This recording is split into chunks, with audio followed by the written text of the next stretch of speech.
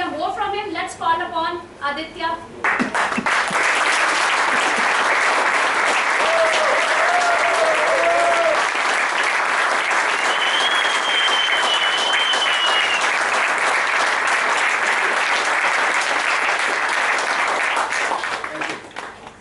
Wow, Shruti, thank you. That's quite an introduction. Sometimes it's difficult to survive such an introduction. Thanks, Shruti. How many of you were there at Goa? What a number. Are you still in the Goa mood?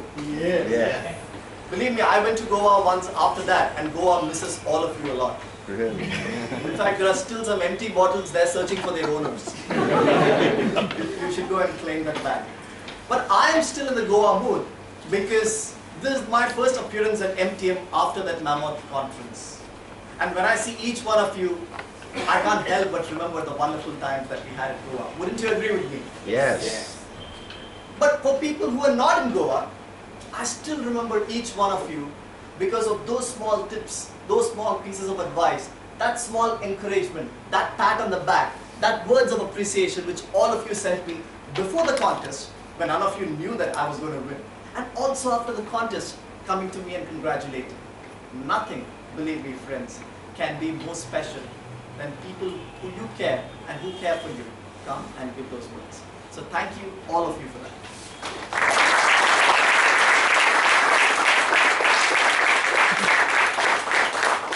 I mean, this trophy means a lot to me.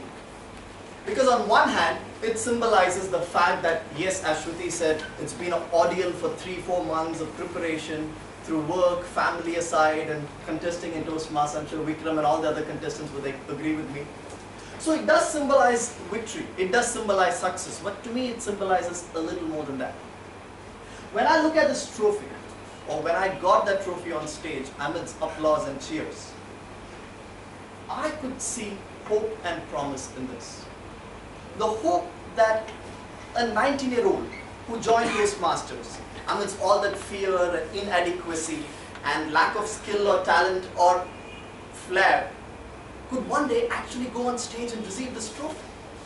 This symbolized hope for me because a guy who's contested before, first time lost in the club contest, second time lost in the division contest, could still persevere and get this trophy on stage.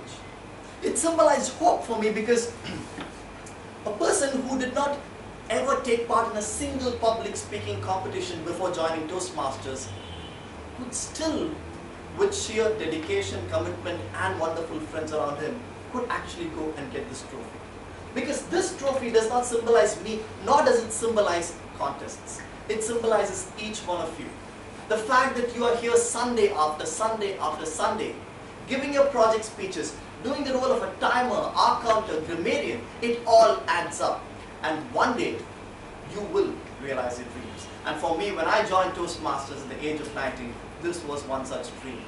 And now, this dream has come true. So thank you, each one of you, for being there to support me in this journey.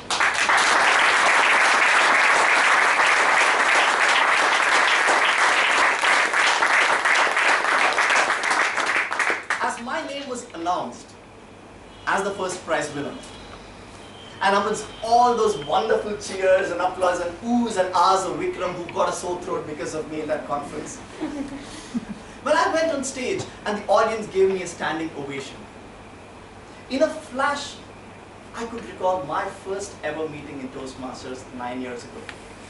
I was a college kid doing my engineering, which means I had no direction in life. And one day after playing cricket on a Sunday morning, my dad told me, hey, enough of your cricket, let me take you to some place which will be useful for you. I said, what place is that? He said, it's called the Toastmasters Club. I said, how come you know it and you've never been in one? I said, oh, okay, I'm going to go today, so I thought I'll take you along, son. I said, okay, that sounds exciting. So I said, okay, let's go. He said, no, take a bath first. You're stinking. And wear a tie. Tie? I've never worn a tie in my life till then. I said, Dad, I don't have a tie. He said, okay, I'll give you one of mine. And together, we went to our first Toastmaster meeting, Chennai Toastmasters Club in the beginning of 2006. So I told my dad, hey, I'll come with you. Don't get me into any trouble. He said, I'm there, what are you worried? And we both went along to Chennai Toastmasters Club, and I still remember that we sat in a seat somewhere where that gentleman is sitting right there. We always preferred the corners in a new occasion. I mean, you can imagine that. And the meeting went on well. We were greeted by the sergeant at arms. Wow, am I that important? And then we were asked to introduce ourselves as guests. I was like, my name is Aditya. I'm so experienced. I'm 19 years old. And then the meeting went on very well. Prepared speeches, table topics. Boss, table topics. There was this lovely lady who was a table topic master. She came on stage and said, we've had 5 table topics till now. All the members have done a terrific job as expected. Now I'm going to call upon a guest. She scanned the room. I went down my seat. She scanned the room harder and she picked on me. He said, our next speaker is going to be this young gentleman. I was young then. This young gentleman, Aditya Maheswaran, who's come as a guest. I looked at my dad. He said, no trouble. He said, I didn't know what to say either. Thank God I wasn't picked, you were picked. Probably he slid down his chair even more than me. But I came on stage and I had no clue what's going to happen next. There were these 5 members who had just given terrific table topics, and I went on stage and the lovely lady said, your topic, Aditya, is globalization. Well, as you can see, I had the same reaction before my name was called upon. But it wasn't such a difficult topic, was it? But it is when you come to your first Toastmaster meeting and get on stage. So I came on stage.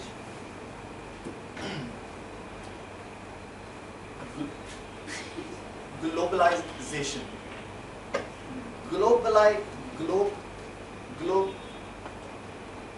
One poor member like him now thought that I was asking for gulab jamun. But I failed. I failed miserably. I couldn't complete 30 seconds, leave alone give an astounding 2-minute speech like the people before me did. I was devastated.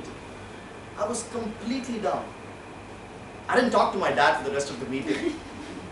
In fact, I was pointing to the table topic master. Next speaker, dad, nothing happened. But when I left that meeting, I vowed that I will never return to Toastmasters. And this is true. I vowed that I will never come back to a Toastmaster meeting which is there to embarrass me. But something happened that day, just before we left the hall, that changed my life forever. There was this elderly gentleman by the name of Toastmaster Ravi Bhaskar. Unfortunately, he's no more with us. He passed away a few years ago. Probably Kunal and Amit may remember the name Toastmaster Ravi Bhaskar. 70-year-old, old gentleman, retired in life, coming to Toastmasters just to spread the happiness and his mentoring. He came to me and said, Aditya, well done. I'm like, are you kidding me? I mean, is your ears okay? I didn't even complete the topic, leave alone the speech. He said, well done. You came on stage and started. Isn't that most important, Aditya? And that moment I learned, friends, that Toastmastering is not about perfection. It's not about skill, talent and flair. It's about that hope and promise to come back again and again, knowing one day that you can be the best of what you can be. I was elated, but just for a few minutes, because then I overheard him go to every speaker and say the same thing. Well done, good start, well done, good start. Scratch.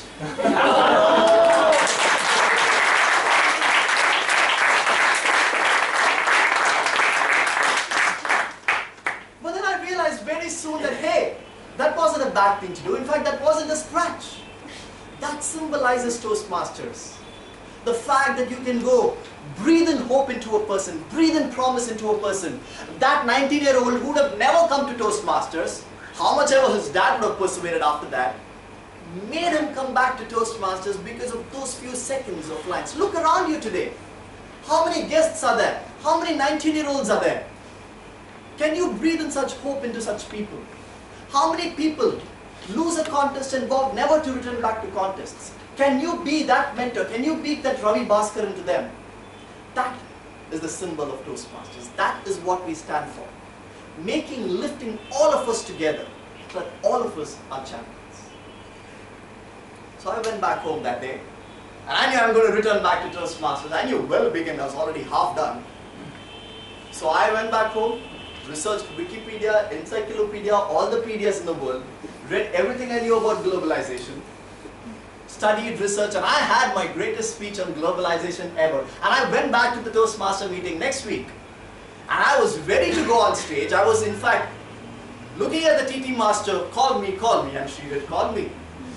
I went on stage and I was expecting, can I start my speech about globalization? She said, no, I've not yet given you the topic. I didn't know that topics changed every week.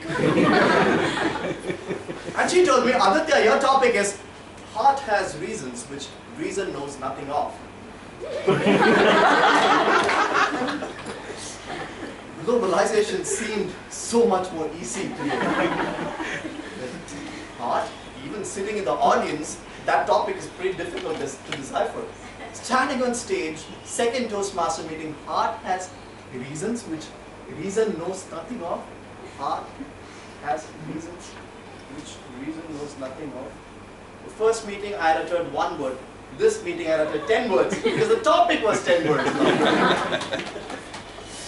But I failed again. I failed so much more miserable this time because at least I understood the meaning of the first topic. This I didn't understand the meaning of, leave alone a speech. I got dejected again. Again this old gentleman came to me and said, Aditya, it's okay. You can do it. Well begin, you came the second time. What's going to stop you from coming the third time? So I did come, friends. I came third meeting, fourth meeting, and one day, 4 table topics later, I conquered it. I spoke for 2 full minutes and I got the best table topic speaker award. Until this very day, those 120 seconds of magic are the most precious 2 minutes ever in my life. Because I knew that I could have given up the first meeting. Nobody could have blamed me for giving it up. I had no talent that I was leaving behind. I was talentless. But I came back and one day I conquered it. That is the power of Toastmasters.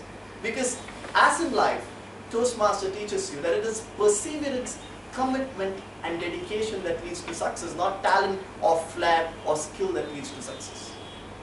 Because with perseverance, talent is a byproduct. With commitment, skill is a byproduct. And with dedication, flair is a byproduct. Because these are the inputs, these are the outputs. So if I could do it, after speaking those horrendous 2 speeches, nothing in the world can stop you from aspiring to become the best speaker one day. Then I started contesting, and contests weren't any better. In 2008, my first international speech contest, I lost at the club level. And I think there were 4 contestants, so somebody had to be 4th, and I was 4th. Then, in my evaluation contest, I always considered myself a decent evaluator. I won the club, I won the area, I went to the division, I heard I had given the best evaluation, but I was 2 seconds over time and I was disqualified. That really broke my heart. As a 20-year-old, you want to win, and when you know you're good, you want to win. Then there's a senior Toastmaster called Balraj Arunachalam. He was then the LGET of District 82, which was India and Sri Lanka together. He came and told me, wow, there's something in you that is special in evaluation. You got to nurture that and come back next year. And I thought, wow, that's amazing. I want to do that again. So I came back next year and I did that again. So there are a series of episodes in my Toastmaster journey which have made me a firm believer of the fact that it is perseverance, hard work, commitment and dedication that leads to success in Toastmasters, and so in life. Friends, today I stand humbled by the fact that so many of my friends congratulate me on this victory. But believe me, in a contest, there is one person who wins the trophy, but anybody can win the hearts of an audience. There is no limit of 1, 2, 3 for that. And if that is your motive, to win the hearts of audience, to connect with them, to give them a message that's going to make them a better person, to give them a message that's going to transform their lives, then you've achieved victory. So in this year, having known my own history of my flair and talent before, I knew that the apex or the motive of this year wasn't the trophy. It was in a message that I firmly believed in, called the scratch. And I prepared for that, and I delivered at each level And as I believed, success became a byproduct and talent became a byproduct. And today, that byproduct is so young to look at, but the main product is something much more terrific and much more happiness than the byproduct. That is one, the sense of fulfillment, and number two, the love that surrounds you in terms of Toastmasters. When I joined Toastmasters, I like to leave you with a small story, which my mentor told me. There were once two woodcutters, guys who cut woods, right? And there was an old woodcutter and there was a young woodcutter. The old guy was towards his retirement, lost all his energy, muscles were saggy. The young guy was all muscular, like a Vikram Kalu here. And he wanted the entire village to believe that he was the best woodcutter and not the old man. So what did he do? He went to the old woodcutter, knocked at his door and said, "Hey, I'm the young woodcutter.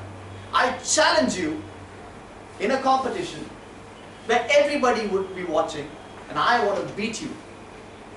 And this guy said, "Dude, I've retired in my life. I no longer want these competitions. Right? You win, it's okay." The young guy said, "No, this everybody should know, so come for a competition." And he finally agreed. So the day of the competition, there were two trees, tree 1, tree 2, same diameter, same strength, old woodcutter, young woodcutter, the audience surrounding all of them, and one match referee like a chief judge standing there, knowing which side to look. And then they started. Young woodcutter was chopping his tree, tuck, tuck, tuck. And in 5 minutes, already half the tree was chopped. And this guy had barely managed to crack the surface of the tree. Everybody knew who's going to be the winner. And after 15 minutes, the old woodcutter said, "I need a break." Everybody was surprised. This guy has completed 5% of chopping the tree and he already wants a break. The old woodcutter went into the woods, sat there for 5 minutes and came back and started chopping again.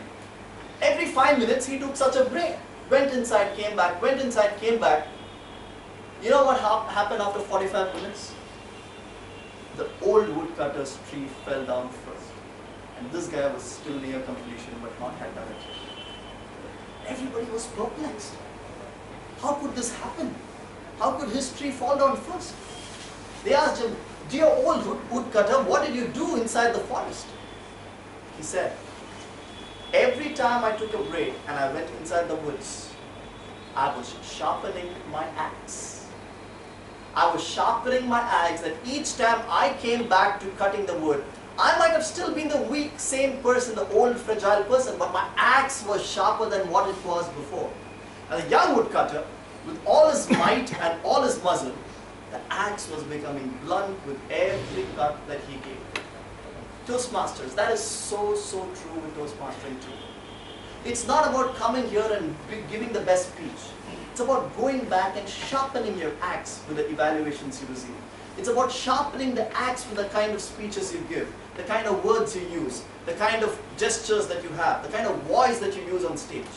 And when you sharpen that axe, it doesn't matter what your natural talent is. However fragile or weak, or however much you say globalization to start off your first speech, your axe is so polished that every time you are going to emerge victorious. Once again, I would like to thank all of you for being there for my support and by my aid. As one of my favorite English songs, the lyrics of that song goes, "You raise me up so I can stand on mountains. You raise me up so I can walk on stormy seas. I am strong because I am on your shoulders. You raise me up to much more than what I can be." Thank you.